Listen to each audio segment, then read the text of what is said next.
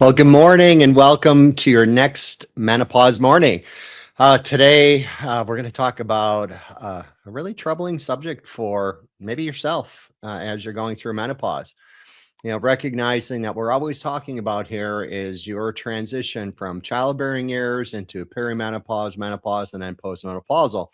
And the overall goal is to help you to be a part of the 15% of the women. Recognize you hear me talk about this all the time, but it's literally about 2 million women every year enter menopause. And of those 2 million women, 15% are asymptomatic. What that means is that they're really enjoying the only two true symptoms of menopause, which means that you no longer have a monthly cycle and you can't conceive.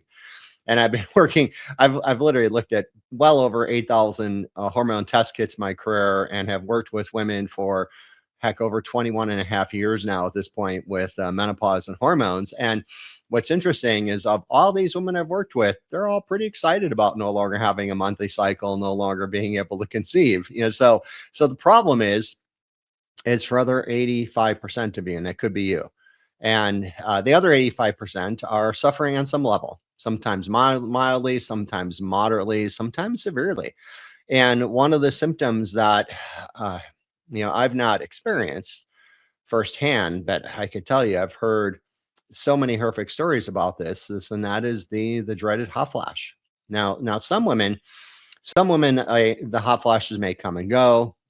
Some women, I've had clients who literally will buy those fans that go around your neck and have a fan on all day because it's just one long, constant, daily hot flash that is really debilitating their lives. And again, that could be you.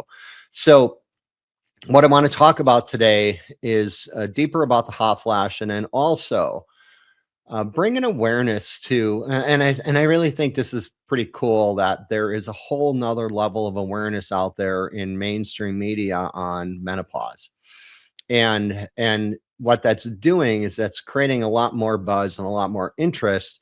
Except you have to look at where does that interest go when we're talking about from a mainstream perspective, and it typically goes down the path of something synthetic, some type of prescription drug.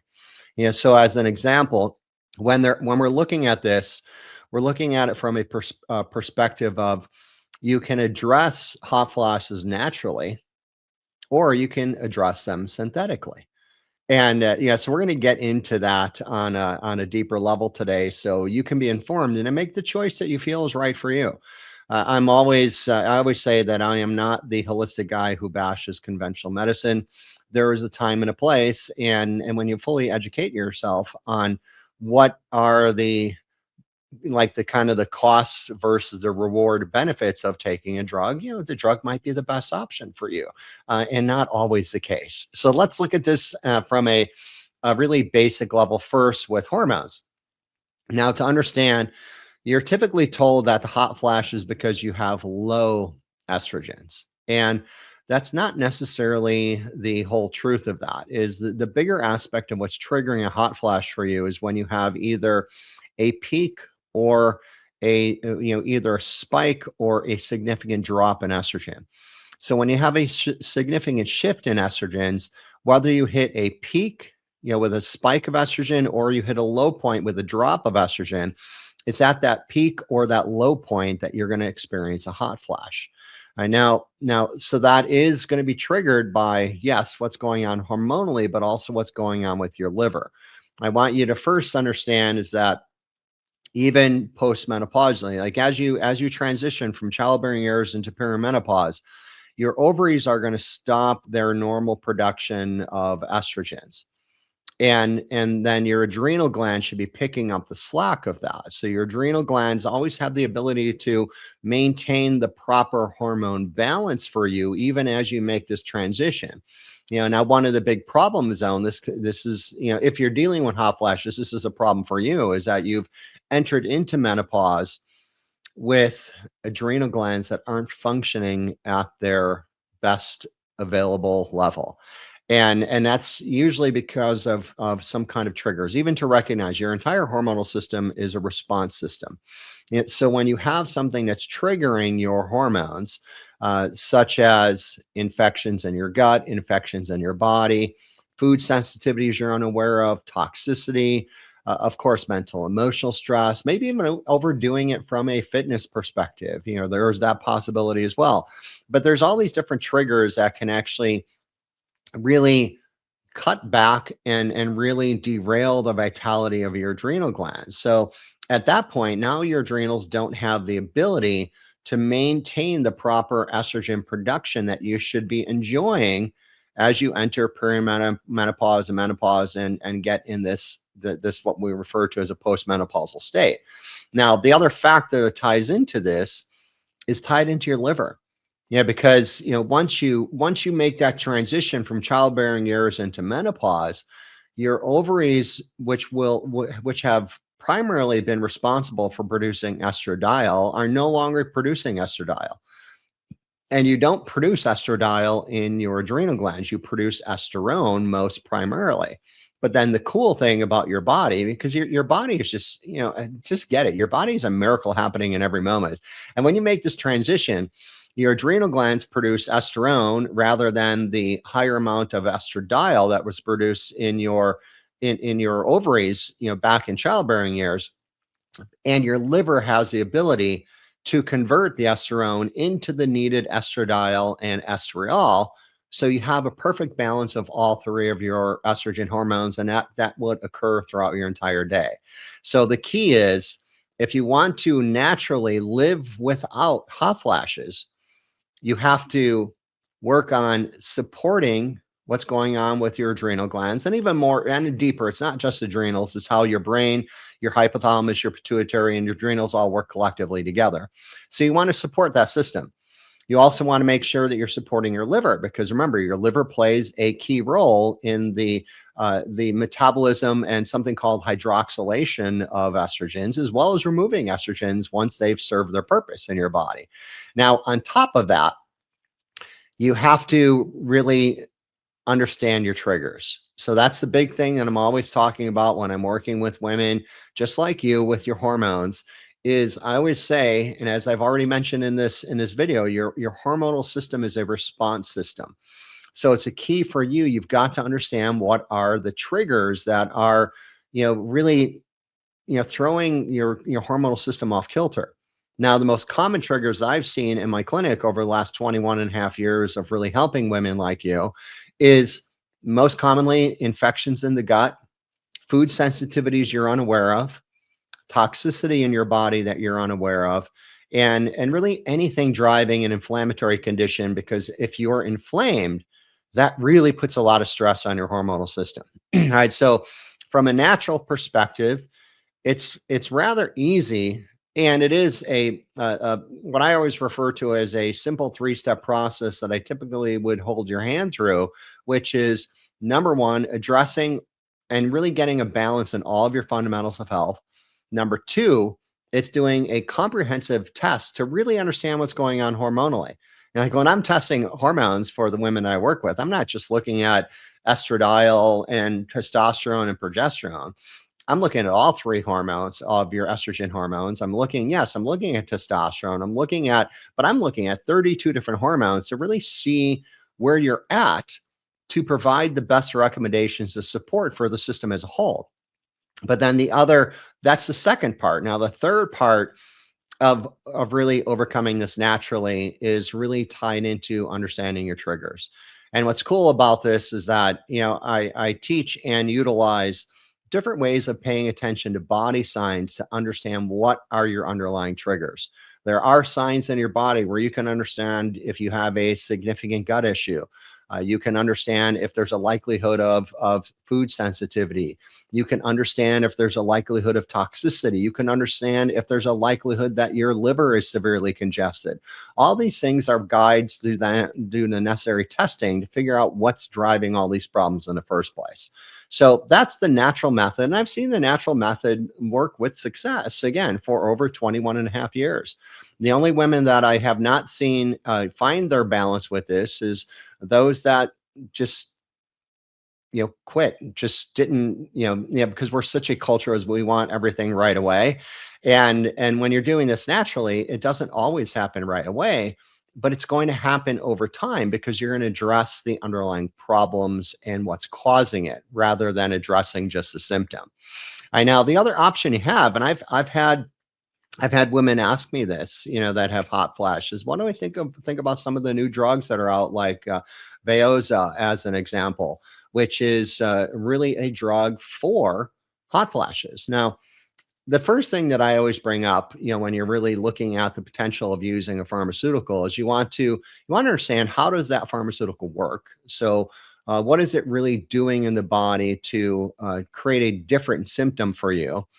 And then also very important, you have to understand, well, what's the risk reward? So what are the potential side effects of taking it versus the reward of taking it, right? Because you want to look at all of this. Now as an example, the drug that I'm talking about, which is a relatively new drug, and Veoza, as I mentioned, it works by basically blocking something called NKB, which is the temperature control center of your brain, and it is a neural receptor. So it's a receptor that's tied into your brain and your overall nervous system. And my first thought is, do we want to really be blocking brain and nervous system receptors to accomplish something, right? And then the other thing you always have to look at is what are the potential symptoms if I take this? Now, what's interesting is when you think about the potential side effects.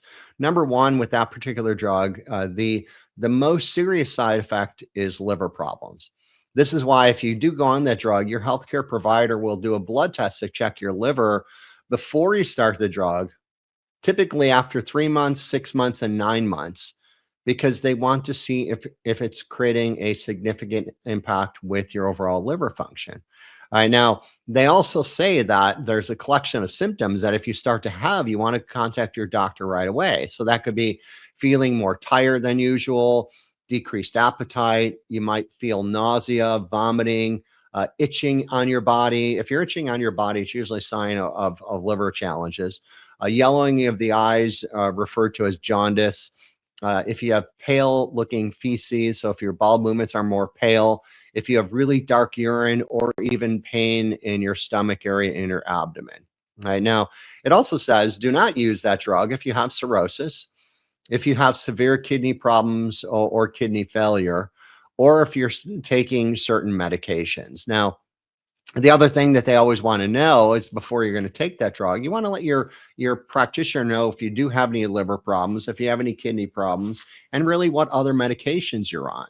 Now, what's interesting with that, those are some more of the severe issues, but the most common side effects of taking that particular drug would be stomach pain, diarrhea, difficulty sleeping, which that's one of the symptoms of typically going through menopause, with adrenal glands that aren't working well. So obviously you don't want to be adding to that. Back pain, typically in the area near the liver or the kidneys, or get this, one of the most common symptoms of this drug that you're taking for hot flashes is hot flashes. So you really have to look at everything when you're trying to make a choice of what to do. And to me, now of course, remember, I said I don't bash conventional medicine. There's a time and a place. If you get in a car accident or have a heart attack, don't be calling my office to wonder what homeopathy to use, or what should you eliminate from your diet, or what supplements you take should support that. No, you go to the doctor, you go to the hospital, and you save your life, right? Yet, I'm obviously, as a traditional naturopath, I'm always looking at the natural route. Now, the natural route, which I'm going to actually show you a picture here. So the natural route is addressing really what's going on with your hormonal system. Yeah, so you can see in this picture, what I have circled in yellow is the key essential part of your hormonal system that you've got to get into balance. And this is really tied into really hormones that you typically haven't even heard of. Most women have never heard of the word pregnenolone, And pregnenolone is the mother hormone that really supports every one of your hormones in when you're in a perimenopause, a menopause, or postmenopausal state. Yeah, so it's really about the vitamin B5, your cholesterol level, the pregnenolone and DHA. That's the very beginning of what's going on from a hormonal system. And then these other hormones after that, whether we're talking about going down the left to progesterone and then cortisone and cortisol, or going right down the straight line from the top, being going into testosterone or estrogen. So everything is dependent on you having adequate levels of B5, pregnenolone, and DHA, and then everything else is a conversion from there. So that's what I really want you to understand is that these are the hormone basics that you can understand, that you could work on supporting while you're overcoming the underlying triggers of really what's going on in your body. And every single woman I've worked with has the ability to recognize this through testing, to look at the body signs to see what are your most likely triggers. Then you can test to see what those are, and then you work on overcoming those triggers. And it is a simple process. It takes a little bit of time, takes a little bit of effort, it takes a little bit of investment, and it takes a little bit of really other testing, discovering really what's going on. But the end reward for that is really quite great. Yeah, because when we look at really both options, this natural method or the synthetic method. Now, if you go down the synthetic process, number one, if you're taking a drug for hot flashes, remember the most common side effects are stomach pain, diarrhea, difficulty sleeping, back pain, and potentially even hot flashes, right? And on top of that, there is a concern for liver and kidney problems if you're taking that particular drug. So you have to kind of weigh the options there. Now, the other problem with this is you're still not taking care of the problem. You see, because if the problem, as I showed you already, is that you don't have adequate levels of B5, your body isn't producing the mother hormone, the pregnenolone, at the level you need to, and you don't have the DHA to supply the pathway that goes down to testosterone and estrogen, well, then you're not fixing the problem, right? You're really addressing the symptom. And when you don't fix the problem, it means that the problem is continuing as your life continues. And it just leads into other issues as time goes on. Yet, so yes, you could use a synthetic route and you could attempt to alleviate a symptom, or you can figure out what's really going on and you can address the underlying issue. You can support your hormonal system and you can understand what's triggering your hormonal system as the response system that it really is. So it's really up to you. Yeah, and my purpose here is to really provide insight on both levels to recognize that yes, there is a time when a prescription drug is potentially necessary for you or needed, and generally that's not addressing the underlying issues. So hopefully you've enjoyed this information, and please, if you have any comments or questions on this video, please put them below in the comments and I will address those personally for you. And if you're new to the Menopause Morning, just to recognize, I do this every Tuesday morning at 8 a.m. I talk about a different subject tied into hormones and menopause. And if you'd like to be on the list to get the information on what subjects I'm going to be talking about, or recordings of this, you can also go in the look in the comments below. There's going to be an area where you can become a part of the Menopause Morning list. And as a benefit for joining that list, you also get a free copy of my book, which is called Fat, Fatigued, and Frustrated, which is an action step guide to your fundamentals of health, which is a very foundational piece of you finding hormone balance. So this way you get to enjoy that free ebook, and getting the information on not only the upcoming Menopause Morning subject lines, but also deeper information that I send out about hormonal imbalances on a regular basis. So have a great day. Really catch this below. Make sure you get on a part of the Menopause Morning list. And I look forward to seeing you again next Tuesday morning at 8 a.m. Pacific time. Have a great day.